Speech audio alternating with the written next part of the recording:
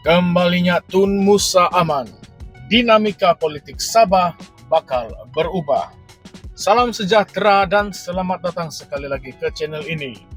Ketibaan Tun Musa Aman di lapangan terbang antarabangsa Kota Kinabalu pada 17 Desember 2024 menjadi salah satu momen politik paling bersejarah di Sabah tahun ini.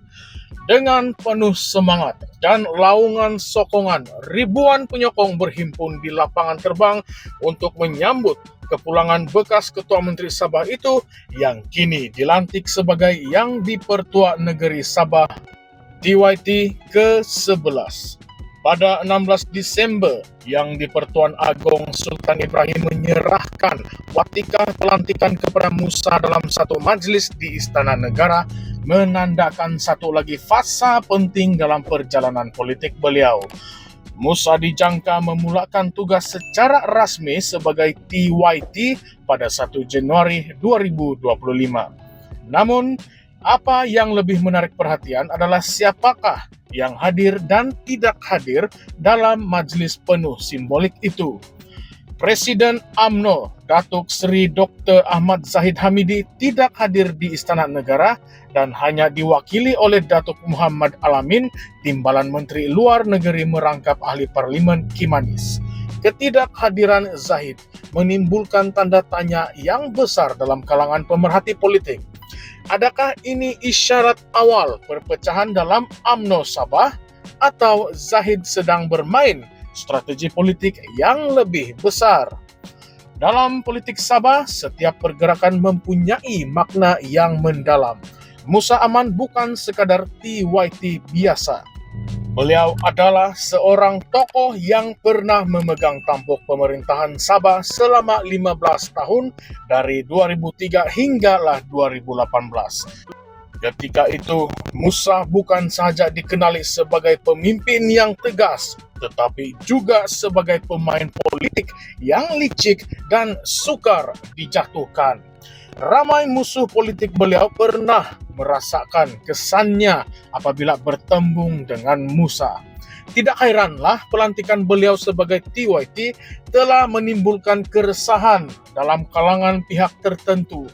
Menurut kepada satu penulisan yang telah ditulis oleh Datuk Philip Golingai, dan penulisan ini telah dimuat naik ke satu portal online yaitu talantang.com, seorang warlord UMNO mendedahkan bahwa seorang pemimpin politik Sabah yang dikenali sebagai Q kini sibuk merancang untuk memenangi 37 kerusi Dewan Undangan Negeri Sabah bagi memastikan beliau dilantik sebagai Ketua Menteri. Namun, bayangan Musa Aman sebagai TYT cukup untuk meresahkan Kem Q. Sejak pelantikan Musa diumumkan, kempen memburukkan beliau telah berlegar di platform media sosial dan kumpulan perbualan tertutup. Ini jelas menunjukkan bahwa terdapat ketakutan terhadap pengaruh Musa Aman walaupun beliau kini memegang jawatan yang bersifat lebih neutral. Sabah bukan asing dengan permainan kuasa antara Ketua Menteri dan TYT.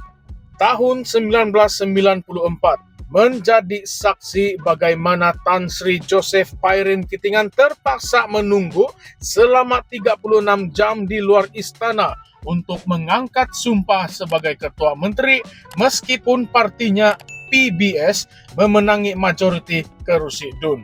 Akhirnya, beberapa wakil rakyat PBS melompat parti menyebabkan kerajaan Pairin tumbang. Drama politik berulang lagi pada tahun 2018 apabila Musa Aman sendiri dilantik sebagai Ketua Menteri selepas gabungan Barisan Nasional dan STAR memenangi majoriti mudah. Namun, beberapa adun barisan berpaling tadah dan Datuk Seri Syafi Abdal akhirnya dilantik sebagai Ketua Menteri. Pertikaian mengenai kuasa TYT untuk memecat Ketua Menteri masih menjadi topik yang sangat hangat sehinggalah pada hari ini. Persoalan utama yang timbul kini ialah adakah Musa Aman sebagai TYT akan memainkan peranan yang aktif dalam menentukan hala tuju politik Sabah. Atau adakah beliau akan berpegang pada prinsip neurality yang seharusnya dimiliki oleh seorang TYT? Seorang pemimpin gabungan rakyat Sabah GRS yakin bahwa Musa Aman akan menjadi TYT yang tegas dalam memperjuangkan hak-hak Sabah, khususnya yang berkaitan dengan Perjanjian Malaysia 1963 ataupun MA 63. Isu ini sudah lama menjadi titik perbalahan antara Kerajaan Negeri Sabah dan Kerajaan Persekutuan. Dengan pengalaman luas dan pemahaman mendalam mengenai isu-isu ini, Musa dilihat sebagai sosok yang mampu menekan Putrajaya untuk memenuhi tuntutan-tuntutan yang selama ini tertangguh. Namun, pandangan ini tidak dikongsi oleh semua pihak. Ada yang bimbang Musa akan menggunakan kedudukannya untuk menghukum musuh-musuh politik lamanya. Seorang ahli politik malah menyamakan situasi ini dengan film terkenal yaitu V for Vendetta. Walaupun begitu, ada juga suara yang mengatakan bahwa Musa Aman telah berubah. Seorang ahli politik veteran menyatakan bahwa Musa kini lebih tenang dan lebih bijaksana selepas melalui pelbagai cabaran termasuk kehilangan ahli keluarga terdekatnya. Bagi sesetengah pihak, ini adalah peluang kedua untuk Musa Aman menulis semula naratif politiknya. Seorang penganalisis politik menggambarkan ianya sebagai kisah penebusan atau satu peluang untuk Musa menunjukkan bahwa beliau mampu menjadi TYT yang berwibawa dan disegani. Namun, persoalan besar masih lagi kekal. Adakah Musa Aman akan benar-benar memainkan peranan neutral sebagai TYT atau adakah beliau akan menjadi pemain utama di belakang tabir politik Sabah? Adakah beliau akan memastikan Sabah mendapat haknya di bawah MA 63 atau adakah kita akan melihat satu lagi episode drama politik yang kompleks di negeri ini? Isu ini semakin hangat dan semakin menarik apabila kita melihat hubungan yang agak tegang antara UMNO Sabah dan kepimpinan pusat parti. Adakah Bung Mokhtar Radin akan terus kekal sebagai pemimpin UMNO Sabah atau adakah Zahid Hamidi akan mengambil langkah drastik untuk merombak struktur kepimpinan parti di negeri itu?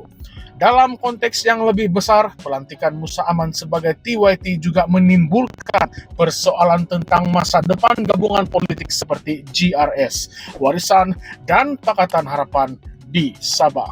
Satu perkara yang pasti, era baharu politik Sabah telah pun bermula. Dengan Musa Aman dikerusi TYT dan lanskap politik Sabah yang sentiasa dinamik, apa sahaja boleh berlaku. Para pemerhati politik dan rakyat Sabah kini menanti dengan penuh debaran untuk melihat langkah pertama Musa Aman sebaik sahaja beliau memulakan tugas rasmi pada Januari 2025. Apakah yang akan terjadi selepas ini? Adakah Musa Aman akan mencipta legasi baharu sebagai TYT yang dihormati dan disegani? Atau adakah kita bakal melihat satu lagi babak sengit dalam pentas politik Sabah? Hanya masa yang akan menentukan. Apakah pendapat Anda semua? Sila utarakan pendapat Anda, ulaskan pendapat Anda di ruangan komen di bawah dan jangan lupa untuk like, share, dan subscribe channel ini. Karens VMY, sekian saja untuk kali ini. Terima kasih.